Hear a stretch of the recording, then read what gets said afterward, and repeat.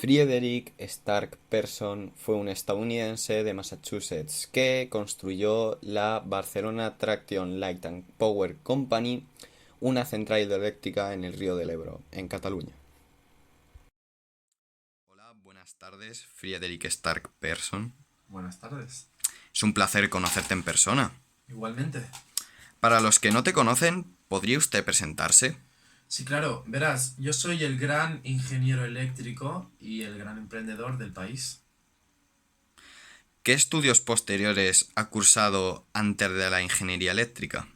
Verás, en 1883 me gradué en la Universidad de Boston y en 1894 me nombraron jefe de la Gran Vía Ferroviaria de Nueva York. ¿Ha tenido usted alguna ayuda de un amigo o familiar cercano en alguno de sus proyectos? Me alegra que me diga esa pregunta y sí, afortunadamente tuve a un gran amigo que lo conocí en Canadá, en Quebec, llamado James Dunn. Desde aquí te mando un saludo. Verás, a James Dunn le dije que se viniera a vivir conmigo a Londres y aceptó. Y más que en mi abogado, se convirtió con el paso del tiempo en mi asistente financiero. Y cuando reunimos el suficiente capital, fundamos la gran empresa de tranvías en Sao Paulo. ¿Qué proyectos importantes ha hecho usted? Bueno, verá, tenemos la gran empresa de tranvías en Sao Paulo. También tenemos una central eléctrica en México y también hemos construido una central hidroeléctrica en Cataluña, España.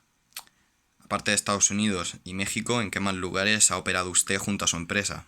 Pues como ya te he dicho antes, una de mis mayores conquistas básicamente fue la del Ebro, que creemos una gran central hidroeléctrica llamado la Power and Light Company, que, bueno, por causas de la Gran Guerra, se vio frustrada, pero finalmente en el 1915 pudimos fundarla. Ha sido una gran entrevista y aquí termina. Muchas gracias, encantado de conocerte.